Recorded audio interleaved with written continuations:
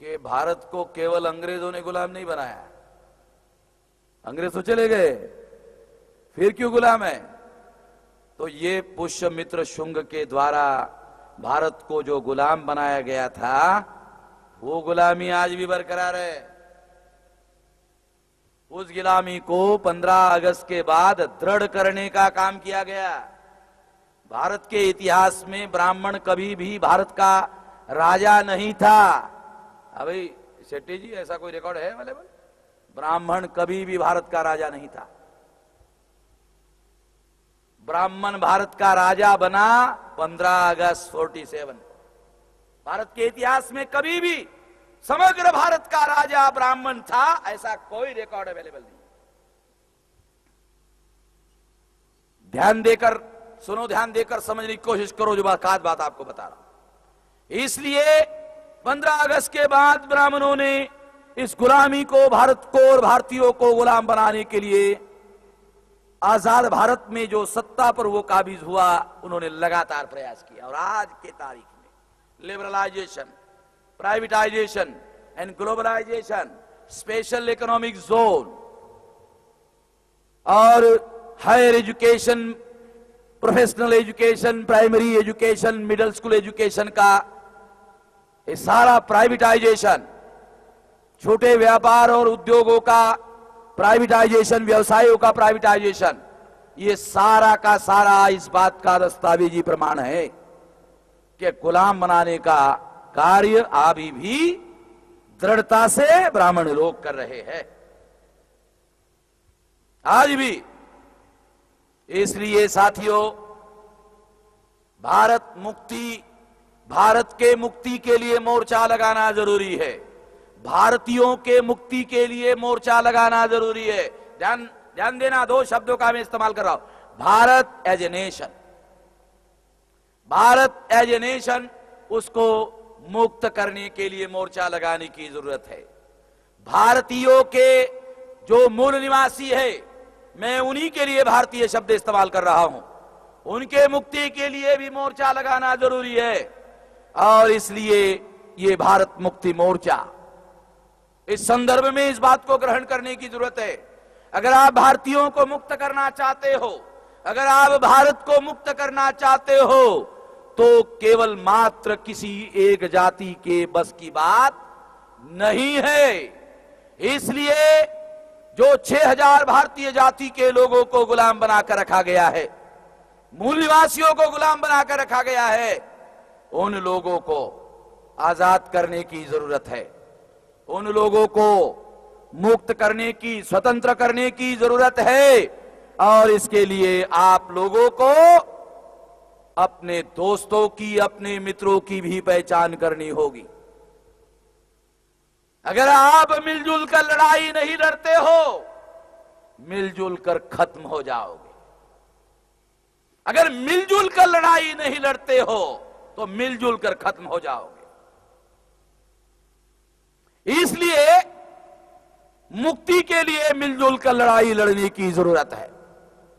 और अगर मिलजुल कर मुक्ति के लिए लड़ाई लड़ने की जरूरत है, तो उसके पहले अपने मित्रों की, अपने दोस्तों की पहचान होनी चाहिए, जिनको साथ में लेकर आपको लड़ाई लड़नी होगी, जिनको साथ में लेकर इस मुक्ति की, इस आजादी की लड़ाई लड़नी होगी। उन दोस्तों को, उन मित्रों को आपको पहचानना होगा। वो पहचान भी आपको मालूम होनी चाहिए। इसके लिए भी एक बात आपको बताना चाहता हूं। वर्ण व्यवस्था में देखो, उदाहरण के लिए बता रहा हूं ताकि आपको पता चले। वर्ण व्यवस्था में अदर बैकवर्ड क्लासेस के लोगों को ही शूद्र कहा गया है। और यह बात 1848 को ज्योतिराव फुले जानते थे। उस समय के अदर बैकवर्ड क्लासेस के लोग अनपढ़ थे, गंवार थे, पढ़े लिखे नहीं थे, मगर जानते थे कि ब्राह्मणों ने वर्ण व्यवस्था में उनको शूद्र बनाया है। उस समय के अनपढ़ गंवार ओबीसी लोग जानते थे उनको ब्राह्मणों ने शूद्र बनाया।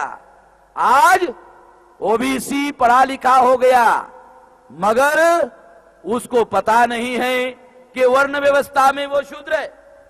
ब्राह्मणों के द्वारा उनको शूद्र बनाया गया है, क्योंकि शूद्र, ये जो अछूत है। ये अछूत शूद्र नहीं है। ये बहुत सारे जो पढ़े लिखे लोग हैं पता ही नहीं है, पढ़े लिखे को पता नहीं है। अछूत शूद्र नहीं है, अछूत शूद्र नहीं है। यह बात जानने के लिए केवल एक उदाहरण आपको बताता हूं तो आपको पता चलेगा। शास्त्र जो ब्राह्मणों ने लिखे वो क्या कहते हैं, अछूतों के बारे में क्या कहते हैं? अछूतों के बारे में कहते हैं पंचमा। बराबर है शेट्टी जी? पंचमा। पंचमा का मतलब समझते हो? चलो आसानी से बता देता हूं। पंचमा का जो चौथा नहीं है वही ना पांचवा है। अरे जो पांचवा होगा वो चौथा कैसे होगा? चौथा कौन है? शूद्र। और अछूत अगर पंचमा है, शास्त्र कहते हैं ब्राह्मणों के, अगर वो पंचमा है तो इसका मतलब चौथा नहीं है। अगर वो चौथा नहीं है इसीलिए अछूत है। बाबा साहब अम्बेडकर ने अंग्रेजी में उसको कहा आउटकास्ट, वर्णबाह्य, वर्ण व्यवस्था के बाहर के लोग। ब्राह्मणों ने वर्ण व्यवस्था में अदर बैकवर्ड क्लासेस के लोगों को शूद्र बनाया। अंग्रेजों के समय में ब्राह्मण ओबीसी को शूद्र मानते थे, ना केवल मानते थे कहते भी थे। अभी क्या किया उन्होंने? अभी ब्राह्मणों ने शूद्रों को शूद्र कहना बंद कर दिया, शूद्रों को हिंदू कहना शुरू कर दिया, जो बहुत बड़ी गड़बड़ी हो गई और हमारे लोगों को भी समझ में नहीं आ रहा है। शूद्रों को ब्राह्मणों ने शूद्र कहना बंद कर दिया और शूद्रों को हिंदू कहना शुरू कर दिया। जब ब्राह्मण शूद्र को शूद्र कहते थे तो शूद्रों को गाली देने का एहसास होता था। जब ब्राह्मण शूद्र को शूद्र कहते थे तो शूद्रों को गाली देने का एहसास होता था, तो उसकी प्रतिक्रिया होती थी, विरोध में प्रतिक्रिया होती थी। ज्योतिराव फुले का आंदोलन इस बात का सबूत है। इसकी प्रतिक्रिया होती थी। ब्राह्मणों ने शूद्र को शूद्र कहना बंद कर दिया और हिंदू कहना शुरू कर दिया। हिंदू कहने के बाद शूद्रों की प्रतिक्रिया, विरोध की प्रतिक्रिया बंद हो गई और ओबीसी का ब्राह्मणाइजेशन, ओबीसी का थ्रू हिंदुआइजेशन उन्होंने ब्राह्मणाइजेशन कर लिया। ब्राह्मणाइजेशन का मतलब होता है शूद्रों का, ओबीसी के लोगों का मानसिक रूप से ब्राह्मणों का गुलाम बनाना, उसको कहते हैं शूद्रों का ब्राह्मणाइजेशन। ये उन्होंने शुरू किया। अब ब्राह्मण शूद्रों को शूद्र नहीं कहते, शूद्रों को शूद्र कहते नहीं हैं, मगर शूद्र मानते जरूर है। वो कहते नहीं है मगर शूद्र जरूर मानते हैं। कैसे कैसे मानते हैं? चलो आपको बताता हूं। 1931 के जनगणना में अदर बैकवर्ड क्लासेस की जाति के आधार पर जनगणना होती थी। 15 अगस्त 1947 को भारत आजाद हो गया, ऐसा ब्राह्मण आपको बताते हैं। ब्राह्मण आजाद हो गया, ब्राह्मणों ने भारत पर कब्जा किया। कब्जा करने के बाद ब्राह्मणों ने ओबीसी की जनगणना बंद कर दी। वो भारत सरकार, ब्राह्मणों की सरकार ने ओबीसी की जनगणना बंद कर दी, ओबीसी की गिनती बंद कर दी, जनगणना बंद कर दी। ओबीसी ने उसके बदले में क्या शुरू किया? ब्राह्मणों ने जनगणना ओबीसी की बंद कर दी, उसके बदले में कौन सी जनगणना शुरू की? ब्राह्मणों ने कुत्तों की जनगणना शुरू की, जानवरों की, गधे घोड़ों की, खच्चरों की, सुअरों की जनगणना शुरू कर दी और ओबीसी की जनगणना बंद कर दी।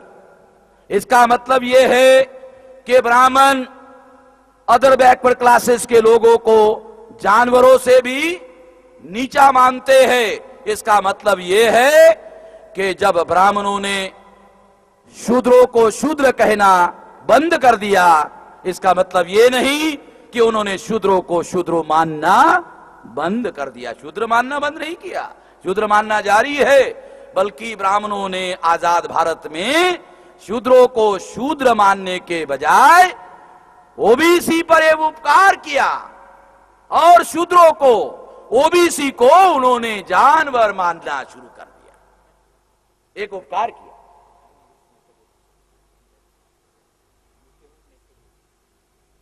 तो इस तरह से ये उदाहरण मैं इसलिए आपको दे रहा हूं, ये बात इसलिए मैं समझाने का प्रयास कर रहा हूं ताकि आपको ये बात समझ में आए